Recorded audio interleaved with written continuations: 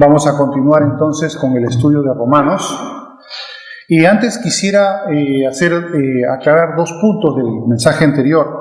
Yo siempre agradezco y pido a los hermanos que siempre me comenten después del culto si algo les pareció bien, les pareció mal o no lo entendieron. Eso, lejos de molestarme, al contrario, me ayuda más bien. Es bueno, es positivo, porque así uno va evaluando bien los aciertos y errores que comete a la hora de exponer el mensaje y pues también aprender. Yo también aprendo, evidentemente. Entonces, háganlo con toda tranquilidad. Yo lo voy a agradecer, no me voy a molestar en absoluto. O sea que, bienvenido para eso, todos los comentarios que puedan hacer. Ahora bien, volvamos a lo que vimos el domingo pasado. Estábamos viendo el capítulo 13 de Romanos, y allí hice un comentario referente al tema que trataba Pablo, donde decía en los primeros versos del capítulo 13 de que debemos respetar a las autoridades humanas, policía, jueces, leyes civiles, gubernamentales, y por lo tanto tenemos que guardarlas debidamente porque han sido instituidas por Dios. Aunque podamos verlo como una organización de iniciativa humana, la autoridad proviene de Dios. Por eso Jesús, cuando Pilato le dijo, yo tengo poder para dejarte libre o condenarte, y Jesús le responde, tú no tendrías poder si no tuvieras autoridad de lo alto. Por lo tanto, vimos pues que, como decía Daniel en su libro, en el capítulo 8, que el Señor pone y quita reyes, ¿no? Y claro, ahí uno en la mente, como la mente comienza a volar, dice, caramba, si Dios quita y pone reyes, ¿acaso será responsable de lo que hacen esos reyes? ¿Será Dios responsable de todos los desastres, matanzas y crímenes de estos gobernadores a través de los siglos? La respuesta es un contundente y rotundo no. Dios no es responsable en absoluto de lo que hagamos los seres humanos, aunque haya tenido injerencia y esa autoridad que poseen los magistrados, reyes o gobernadores de este mundo sea conferida por Dios. Es más, hermanos, todos los que estamos aquí sentados, aunque no seamos reyes, somos autoridad. O para nuestros hijos, en caso de que los que lo hayan tenido o tengan, mejor dicho, o incluso para los más jóvenes, por el hecho de tener ya una edad más avanzada. Por lo tanto, todos somos autoridad y somos también instituidos por Dios. De tal manera de que también somos responsables de cómo ejercemos esa autoridad sobre los demás. Ya sea que seas jefe de una empresa y tienes tus subalternos, tú darás cuenta a Dios de cómo has tratado a tus subalternos. Esa autoridad viene de Dios.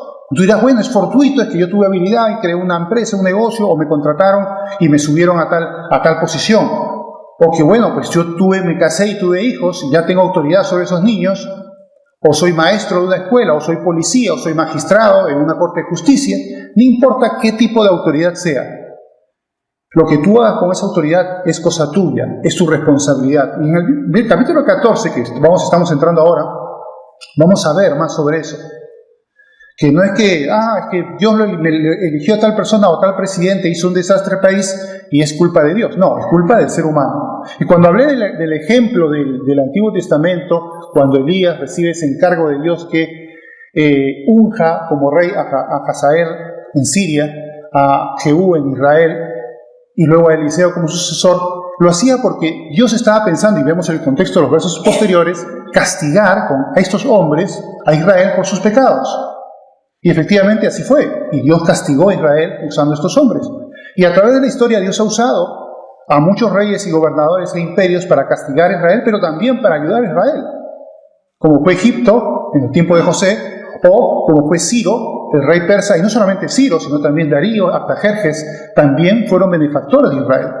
Aunque estaban bajo sus dominios, digamos que contribuyeron a que Israel pudiera volver a su tierra prometida y pudiera reconstruirse los muros de Jerusalén y luego el templo, el segundo templo. Pues bien, entonces vemos que ahí el Señor puede mover estas cosas, pero eso ya entra a un terreno teológico más avanzado que ya quizás excede los lineamientos de una prédica dominical. Y eso ya más bien podría ser ya para un seminario teológico. Pero bueno, no vamos a entrar por ahí. El hecho es claro es que la autoridad proviene de Dios. Ahora bien, pero la responsabilidad del hombre. El otro punto que quería comentar también sobre lo que hablé el domingo pasado es que también habíamos hablado que Dios confiere autoridad sobre los seres humanos, y que debemos obedecer a los gobernadores, a los jefes, en esa época eran amos porque había esclavitud, a las leyes civiles, a los padres, ¿no? A los maestros, debemos de obedecer. La Biblia nos enseña enfáticamente eso. Y también, por supuesto, a nuestros pastores o ancianos o obispos, como llama la Biblia, son términos equivalentes.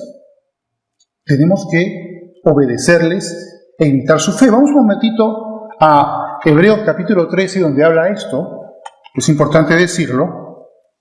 Hebreos capítulo 13, vamos a ver dos pasajes ahí.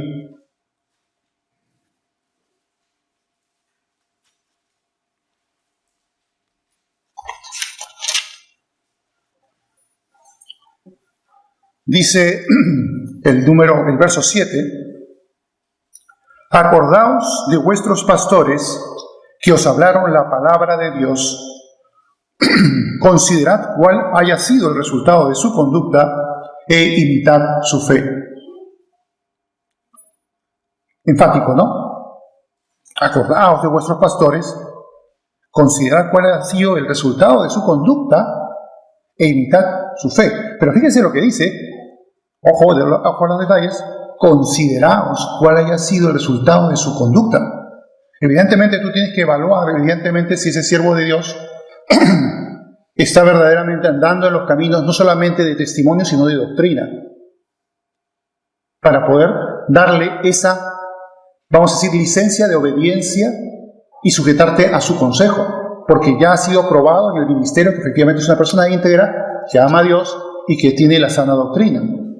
Luego dice el 9, no os dejéis llevar de doctrinas diversas y extrañas. ¿No? ¿Qué dice? No os dejéis llevar. O sea que puede suceder de que haya por ahí predicadores que tengan doctrinas diversas y extrañas, o pastores por ahí que tengan diversas, y tú tienes que evaluar. No puede ser un corderito que llevan al matadero y te dejas matar. Tú tienes que evaluar si verdaderamente está predicando lo que es la sana doctrina o no. Luego dice el 17, obedeced a vuestros pastores y sujetaos a ellos, porque ellos velan por vuestras almas, como quienes han de dar cuenta, para que lo hagan con alegría y no quejándose, porque esto no os es provechoso. Entonces, evidentemente, a ese tipo de pastores, ese tipo de siervos de Dios, les debemos obediencia como autoridad espiritual. De la misma manera que el Señor nos enseña, en el capítulo 13, Pablo, diciéndonos que hay que obedecer a las autoridades. Al que se le deba honra, honra. Al que se le deba respeto, respeto. Ahora bien, yo dije una cosa que puede escandalizar, ¿no? Dije, ¿qué pasaría si un buen día un pastor de una iglesia X te dijera, anda y coge un puñal y apuñala a un hermano por ahí? Eso evidentemente es escandaloso, ¿no? Porque es una cosa, pues, que es un ejemplo extremo, una hipérbole que es expresado. Pero el asunto es que estas cosas pueden suceder. Es importante decir esto porque en el mundo hay muchos engañadores. Falsos, por supuesto, no son verdaderos cristianos ni verdaderos siervos de Dios. Son lobos rapaces vestidos de ovejas. Y están por ahí con ministerios e iglesias muy exitosas. No pequeñitas, exitosas.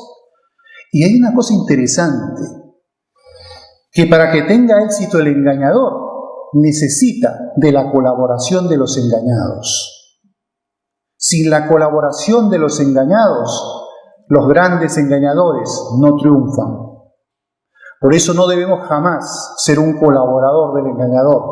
Pero para no ser un colaborador del engañador, lo que tú tienes que estar bien empapado de la palabra de Dios para poder filtrar y ver qué es lo que está predicando esta persona. Y así darte cuenta, esto sí viene conforme a la palabra de Dios, este es un siervo de Dios. O, si dice cosas raras, como decía aquí, no os dejéis llevar de doctrinas diversas y extrañas.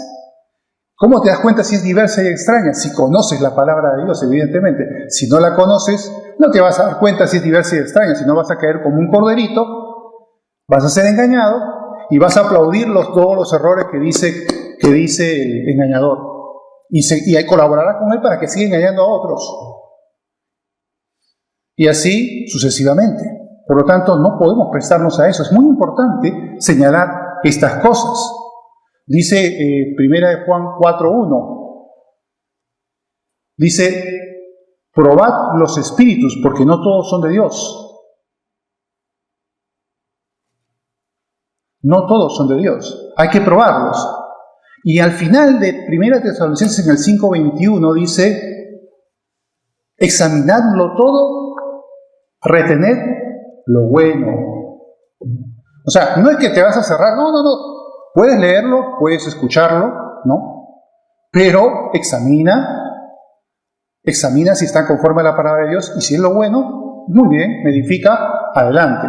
Pero si no, date cuenta, reacciona y no te quedes simplemente pasivamente aceptando y alimentándote de esa información, porque lo único que puedes estar haciendo es cavarte una zanja.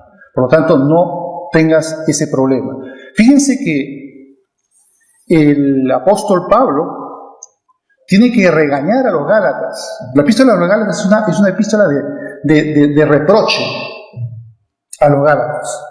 ¿Por qué? Porque había unos señores judíos que iban a Galacia, los judaizantes, a decirles a los Gálatas que debían guardar la ley y circuncidarse para ser salvos. O sea que, según su doctrina, su evangelio, Cristo no es suficiente. Hay algo más, tienes que hacer ciertas cosas, tienes que hacer esto otro, y así puedes ser salvo. Si no, no, tienes que volverte un judío, en otras palabras. Y arremete, pues, Pablo a los Gálatas, lo puedes ver en la epístola. Y hay un verso que yo siempre me he aprendido a la memoria hace mucho tiempo, y yo creo que también les lo aconsejo que aprendan de memoria, es el famoso Gálatas 1:8. Y fíjense lo que dice Gálatas 1:8, ojo, atención. Dice, no dice si un fulanito de ahí te da un mal evangelio, a ese no le creas. ¿Saben lo que dice? Dice, si nosotros, o sea, Pablo, Bernabé, Silas o cualquier otro, o un ángel del cielo, imagínate, que se le aparezca un ángel, imagínate, se me apareció un ángel, a este le tengo que creer, ¿no? Uno podría pensar eso, ¿no? Si gran Pablo lo dice, o lo dice un ángel, lo tengo que creer. Pero dice, repito, si nosotros o un ángel del cielo os declarare un evangelio distinto del que os hemos anunciado, sea anatema, es decir, apartado, eliminado, rechazado totalmente. Y fíjense bien lo que dice, si yo mismo Pablo, se me cruzaran los cables y los enunciara un evangelio distinto, o viniera un ángel a hacerlo, no le hagan caso. El evangelio es muy claro. Jesús es el Señor y es suficiente para la salvación, únicamente por la fe y por la gracia de Dios. Ese es el meollo del asunto. Somos pecadores, necesitamos arrepentirnos, creer en Jesús, recibirle en nuestro corazón para poder ser salvos, y eso es suficiente. No necesitamos nada más. No necesitamos obediencias a ciertas autoridades espirituales, porque son los iluminados de la espiritualidad, sino directamente a Jesús. Si alguien predica algo diferente, sea anatema. ¿Y qué fue lo que pasó en la predicación, en el ministerio de Pablo cuando iba difundiendo el evangelio en Asia Menor? Bueno, en este caso ya en Acaya, que viene a ser Grecia. Dice que en el Hechos 17:11 dice que los judíos de Berea eran más nobles que los de Tesalónica, porque escucharon la palabra con toda solicitud, escudriñando las escrituras para saber si estas cosas eran así. ¿Se dan cuenta? ¿Qué hacían los judíos de Berea? No solamente escuchaban de buena gana, pero ahí no se quedaba la cosa, porque si eran buenos escuchadores, pero no iban a las escrituras para ver si estas cosas eran así, pues los hubiesen podido empapelar y engañar fácilmente, pero no. Eran nobles. ¿Por qué eran nobles? Porque ellos escudriñaban las escrituras para comprobar y corroborar que esa predicación era conforme a la palabra de Dios. Y eso lo tienen que hacer conmigo o con cualquier otro hermano que pase por este púlpito. Nadie se escapa. Y si yo, por ejemplo, un día, Dios no quiera, se me cruzaron los cables y comenzara a predicar un evangelio diferente, primero a la banca, y si sigo en mis 13, fuera de la iglesia, totalmente, con todo derecho. Y eso lo dice el Señor, ¿eh? El Señor Jesucristo. Si alguno tiene algún pecado, algún problema, le va y se lo exhorta. Si no hace caso, trae un hermano. Si no hace caso con el hermano, lo presenta ante la iglesia. Y si no sucede nada con toda la iglesia, tenlo por fariseo y publicano. Bueno, fariseo no dijo, tenlo por publicano y pecador. Perdón. O sea, deséchalo, en otras palabras. Eso es lo que hay que hacer. Por lo tanto, tengamos mucho cuidado. Esa era la cláusula por la cual debemos de tener cuidado. La cláusula de desobediencia, en caso de que una autoridad, cualquiera sea la autoridad espiritual o civil, o los propios padres o los propios jefes, te digan, haz algo en contra del consejo de Dios. Por eso Pedro y Juan dijeron, nos es necesario obedecer a Dios antes que a los hombres cuando les prohibieron predicar de Cristo. Igual nosotros. ¿No han visto las historias de muchos musulmanes que son repudiados por su familia porque predican el Evangelio y no quieren apostatar de la fe en Jesús? ¿Y qué pasa con los padres que les ordenan? ¿Les hacen caso a los padres por ser obedientes? No, porque no pueden obedecer ese tipo de cosas. ¿Se dan cuenta? A eso yo me refiero con esa cláusula especial. Debemos obedecer a las autoridades, salvo que un buen día nos digan algo en contra del consejo de Dios. Porque ¿qué nos dice el Señor? Amarás al Señor tu Dios con todo tu corazón, con toda tu mente, con todas tus fuerzas, sobre todas las cosas. Por lo tanto, si yo amo a Dios sobre todas las cosas, voy a obedecerle sobre toda autoridad. Creo que hasta ahí está claro, ¿no es verdad? Bien, continuemos entonces con el capítulo 14 de Romanos.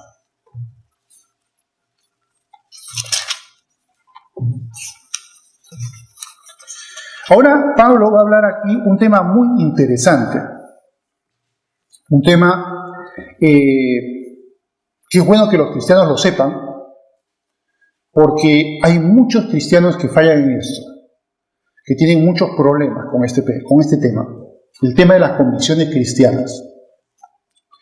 Todos los creyentes, no solamente dentro de una iglesia, sino de distintas iglesias por todas partes del mundo, tienen distintas creencias o convicciones de lo que es bueno en su piedad con Dios. Digamos, yo digo bueno, porque si tomo este alimento, para mí es pecaminoso comerlo.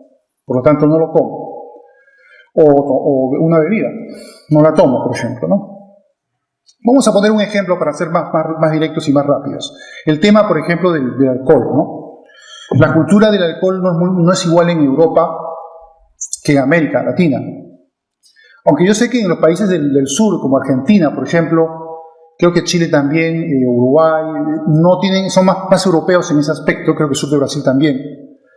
Pero si tú vas desde el norte de Chile, Bolivia en adelante, hacia arriba, incluso hacia los Estados Unidos y Canadá incluso, la cultura es distinta.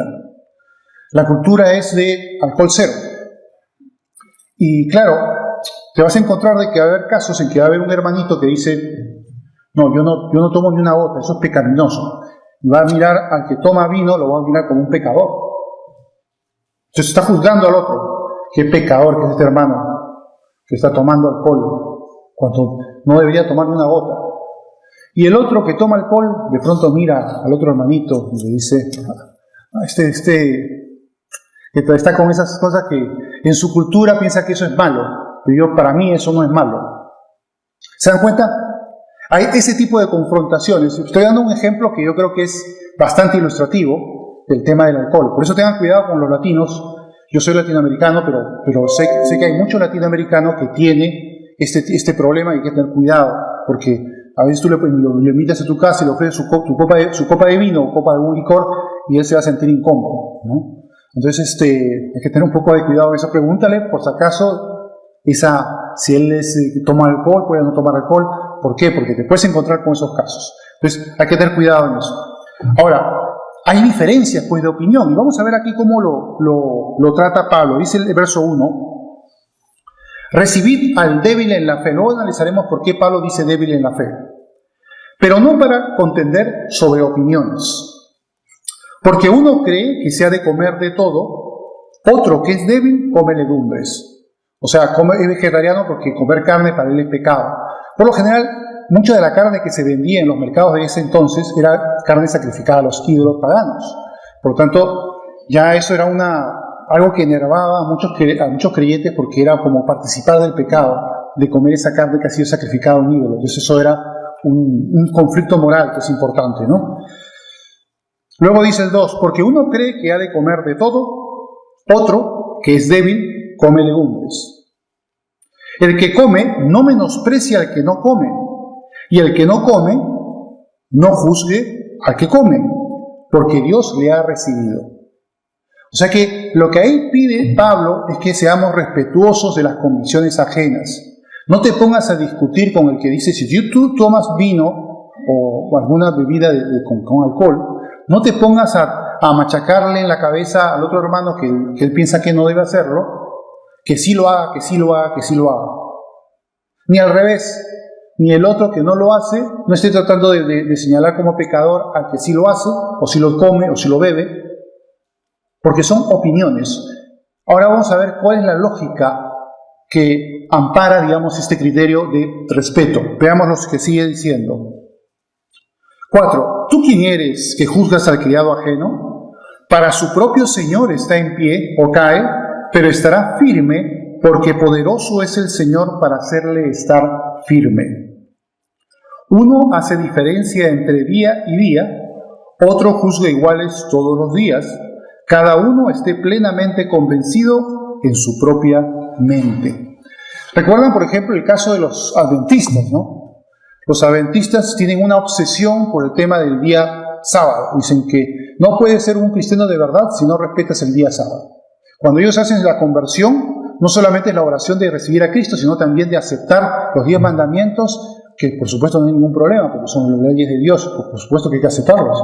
Pero ya entran en que no, que también tienes que hacer una aceptación de que vas a observar solamente el día sábado. Entonces, digamos que su evangelio no solamente es Cristo, sino también preceptos. Es el gran piedra de los pies de los adventistas. ¿Por qué? Porque están en ese tema y no hay manera de sacarles de la cabeza, ¿no? Que esa es una opción respetable para ellos. O sea, toda persona puede considerar de que si es el sábado del día del Señor y quieres usarlo para rendirle culto, estás en tu derecho. Lo que no está bien es que digas que el que no lo hace es un diabólico o no es un hijo de Dios, que es lo que muchas veces pasa. Ese es un hijo de Dios. Yo recuerdo una prédica de un falso creyente, un predicador que luego se destapó los escándalos sexuales que tuvo, que él decía, cuando hablaba de algún tema que era teológicamente discrepante, decía que los que creían en eso eran hijos del diablo. Yo cuando escuché eso, ¿cómo un predicador de verdad puede decir esas cosas? Simplemente que el que no piensa como yo es un hijo del diablo, ya está. ¿Se imaginan? Eso es juzgar. No solamente juzgar, sino condenar, porque hijo del diablo es decir, es un falso cristiano, no es creyente de verdad, ¿no? ¿Podemos nosotros caer en eso? Quizá alguna vez lo hayamos hecho, pero no lo hagamos. No tengamos esa actitud. Sepamos respetar. Una cosa son las verdades fundamentales por las cuales sí tenemos que ser totalmente firmes. Ahí sí no podemos claudicar ni podemos titubear. Pero ante convicciones cristianas o ideas teológicas secundarias, es decir, que no son fundamentales para la fe, no seas drástico. Porque eso también sucede también con las personas que tienen ideas teológicas distintas. Ya no hablamos de convicciones cristianas, pero sí de ideas teológicas diferentes. No todos los cristianos piensan igual. Wesley era arminiano y Whitefield era calvinista. Ambos eran grandes siervos de Dios, evangelistas, ganaban muchas almas y se carteaban hablando de sus argumentos, pero ambos se respetaban y amaban. Ambos eran hombres de Dios y no se peleaban por eso, pero sí discutían. Erasmo y Lutero también tenía una serie de cartas que incluso eran libros de sus discusiones teológicas, pero no por eso se odiaban y se iban a ver como perros mordiéndose o jalándose los pelos. No tenían por qué hacer eso.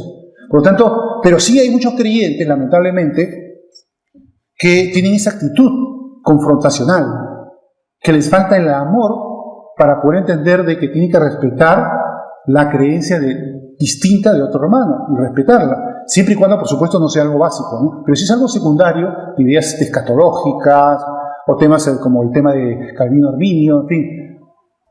Se puede y se debe respetar. Tú puedes estar equivocado y tener una mala actitud cristiana, o puedes estar, equivocado y tener una buena actitud cristiana y estar en lo correcto y tener una mala actitud cristiana. O sea, puede ser que tengas razón, pero si te pones enfurruñado y te pones a comenzar a mirar con malos ojos al hermano, o ya no lo quieres ni mirar, o ya no, dice, te vas, te apartas porque es intolerable que tú puedas estar en su presencia, porque él piensa distinto que tú. Entonces, ese no es amor cristiano, eso es otra cosa. Y lamentablemente pasa así. Yo he visto casos, personas que una vez un hermano me preguntó, ¿y aquí en esta iglesia qué doctrina es arminiana, calvina? Yo dije, bueno, yo creo que es calvinista. Y de pronto parecía una estela, desapareció, ¿no? Nunca más lo volví a ver. O sea, le tenía tanto asco al calvinismo que nunca más volvió, ¿no? Ahora, no es que ya hemos hablado sobre el calvinismo, arminianismo, que realmente no es que haya una controversia real, sino que hay una solución teológica y simplemente que en la gran medida lo que dice Calvino tiene razón desde la perspectiva divina y lo que dice Arminio tiene razón desde la perspectiva humana. O sea, cuando comprendemos esas dos perspectivas, entendemos que no es que ambos estén equivocados o sean realidades en conflicto, sino que son dos partes de una misma realidad. Pero bueno, y así, hay muchos diferendos distintos que pueden surgir entre los creyentes a nivel teológico, que hay que tener lo principal, guardar el amor y la buena actitud cristiana. No lo rechaces, no le pongas mala cara, y simplemente respeta lo que piensa ese hermano, y con toda altura puedes discutir si quieres, hablar una vez y hablarle de los distintos puntos de vista, amigablemente, en armonía, con amor, y bueno, y ya pues puede que uno cambie de idea, otro no lo cambie, en fin, pero nunca debes confrontarte, ni apartarte, ni ponerle mala cara, ni nada por el estilo. Hay que respetarlo. Por lo tanto, es importante también señalar cómo responder a las diferencias doctrinales, no solamente a las convicciones cristianas, como estás aquí señalando. Pero bueno, vamos a ir terminando pues esta primera parte de Romanos 14. Vamos a ver el 6. El que hace caso del día, lo hace para el Señor, y el que no hace caso del día, para el Señor no lo hace. El que come, para el Señor come, porque da gracias a Dios, y el que no come,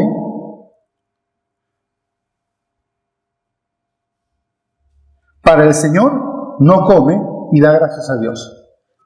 O sea que, ya sea que coma o beba, vamos a decir lo que dice el 7, porque ninguno de nosotros vive para sí y ninguno muere para sí. Pues si vivimos, para el Señor vivimos, y si morimos, para el Señor morimos. Así pues, sea que vivamos o que muramos, del Señor somos. Porque Cristo para esto murió y resucitó y volvió a vivir para ser Señor, así de muertos como de los que viven. Ahora, obviamente se está refiriendo a los muertos en Cristo y a los que viven en Cristo, ¿no? A eso se está refiriendo. Él es Señor de esos dos grupos. Los que estamos aquí en la tierra y los que ya están en el cielo, es Señor de esos dos grupos. ¿Por qué? Porque, ¿cuál es la regla de oro que aquí nos enseña Pablo?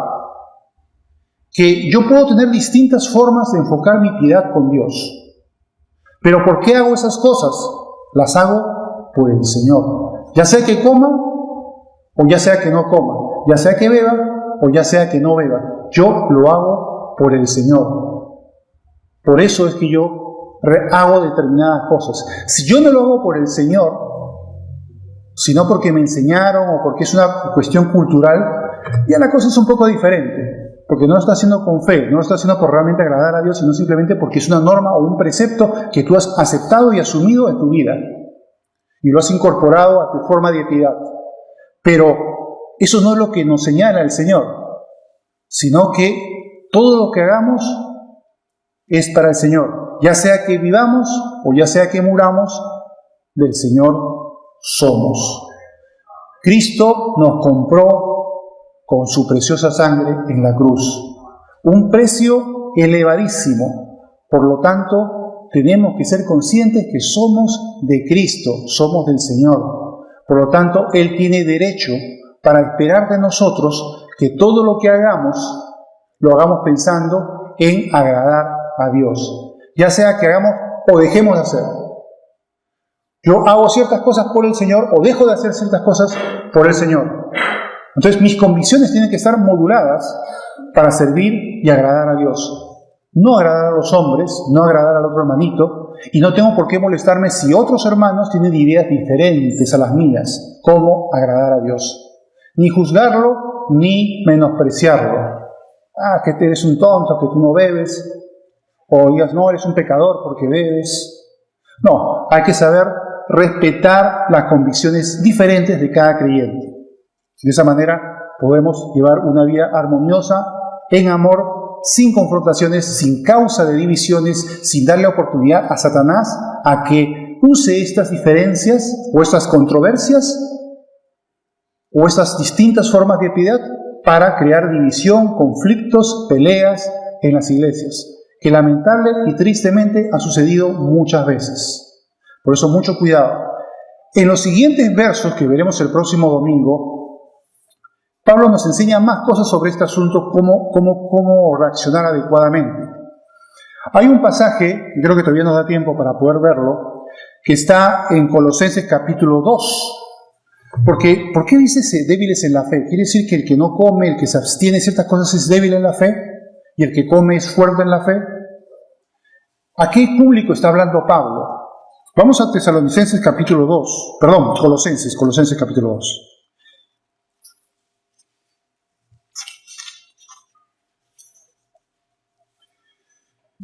Vamos a, en los últimos minutos, a ver estos pasajes. Dice el verso 8. Mirad que nadie os engañe por medio de filosofías y huecas sutilezas, según las tradiciones de los hombres, conforme a los rudimentos del mundo y no según Cristo. El débil en la fe, por lo general, se va a fijar en los preceptos. A veces el débil en la fe lo que busca es una doctrina que estructure su vida y le diga lo que tiene que hacer, lo que no tiene que hacer y cómo debe de pensar. Pero eso no es lo que nos enseña el Evangelio, sino que conozcamos la palabra de Dios y nos guiemos por el señorío de Cristo. Miremos las cosas de arriba y no las de la tierra, de los preceptitos, la de las costumbres, la de las tradiciones humanas. Pero ¿qué pasaba? Que en esa época era muy común eso. No solo en el judaísmo, sino que el trasfondo de los colosenses, cuando tú lees Colosenses, particularmente yo que he tenido conocimiento de la doctrina gnóstica cuando era muy joven, 15 años, iba a unas clases de una organización gnóstica, pero después, cuando siendo creyente, ya he conocido más sobre su doctrina, ya cuando sabía que eso era un error y me había convertido a Cristo. Y hay mucho, cuando leo Colosenses, veo, saltan como palomitas de maíz todos los elementos que está hablando Pablo, que está hablando de los gnósticos. O sea, que la iglesia de Colosas tenía mucho problema con los gnósticos, así como la de Galacia tenía problema con los judaizantes. Y ahí veían pues que los gnósticos habían metido sus ideas sobre la piedad. Y todo eso que viene en el catolicismo, el cilicio, ponerse unas púas en las piernas, tirarse de chicotazos y cosas por el estilo, vienen también de las ideas gnósticas. De ahí vienen. Y claro, aquí Pablo va a lidiar con esas ideas gnósticas que se infiltran en los creyentes de Colosas y le dice: nadie os engañe por medio de filosofías y huecas sutilezas. Y luego dice el 16: por tanto, nadie os juzgue en comida o en bebida o en cuanto a días de fiesta, luna nueva o días de reposo. Otra vez, días de reposo. O sea que, bueno, si hay un grupo de creyentes que quiere adorar al Señor el sábado, está en su derecho, como puede ser el miércoles si ellos quieren, o el sábado, o el jueves, da igual. No tienes por qué pelearte porque ellos digan el sábado y tú hagas el domingo, ni ellos tienen tampoco derecho a pelearse contigo porque tú lo observes el día domingo y no el sábado. Luego que dice 18: nadie os prive de vuestro premio, afectando humildad y culto a los ángeles, entremetiéndose en lo que no han visto, vanamente hinchado por su propia mente carnal. Pues seguramente habrán escuchado esas historias de que se me apareció un ángel, se me apareció el Señor, una luz, o tuve un sueño y pasaron cosas y me dijo cosas. Y muchas veces no es nada real, sino solamente son elucubraciones de la mente carnal de esa persona para tratar de sentirse importante y, digamos, pavonearse entre los demás de que ha tenido una iluminación por parte de Dios, y lamentablemente mucha gente le ha hecho caso y se ha comido sus errores, y al final ha habido muchos disparates y cuestiones terribles en muchas iglesias por causa de ese tipo de cosas. Y ya Pablo, hace 2000 años, lo está apuntando aquí. Vanamente hinchado por su propia mente carnal. Y por último,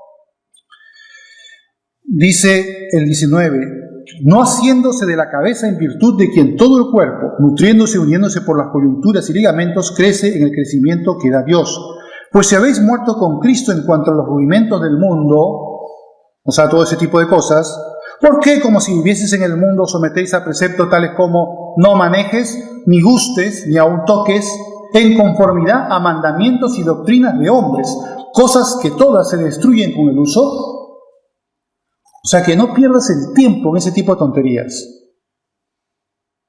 Dice luego, tales cosas, fíjense lo que dice el 23, tienen a la verdad cierta reputación de sabiduría en culto voluntario, en humildad y en duro trato del cuerpo, pero no tienen valor alguno contra los apetitos de la carne. ¿No les suena esto familiar? Esa gente, por ejemplo, en Perú, pues, ¿no? Teníamos a una santa en el siglo XVI que llamaba Santa Rosa de Lima, y claro, pues su gran virtud era darse de chicotazos en la espalda todo el tiempo. Y esa es la piedad que todo el mundo aplaudía. A más latigazos, más santa, ¿no? Entonces, ese tipo de duro trato del cuerpo, de ponerse silicio, púas, que con eso van a ser más piadosos y van a agradar a Dios, es una pantomima, simplemente. No sirve absolutamente para nada. No tiene valor alguno contra los deseos de la carne. No tiene ningún beneficio espiritual, absolutamente nada. Luego dice el 3.1, si pues habéis resucitado con Cristo, buscad las cosas de arriba, donde está Cristo sentado a la diestra de Dios. Poned la mira en las cosas de arriba, no en las de la tierra, porque habéis muerto y vuestra vida está escondida con Cristo en Dios. Cuando Cristo vuestra vida se manifieste, entonces vosotros también seréis manifestados con Él en gloria. Por lo tanto, tenemos que no poner la mira en las cosas terrenales, en los preceptos, en las tradiciones humanas, en las costumbres religiosas, sino en Cristo, en las cosas de arriba, conocer la palabra bien, la palabra de Dios. Si no, no podemos ser revestidos de Cristo, recuérdenlo. Para ser revestidos de Cristo necesitamos conocer la palabra de Dios para saber qué es lo que Dios espera de nosotros, cómo debemos actuar. No a través de preceptos curiosos y mundanos de por ahí, de huecas sutilezas y filosofías, sino a través de esto, de la Biblia. Eso es lo que tiene que primar en nuestro corazón.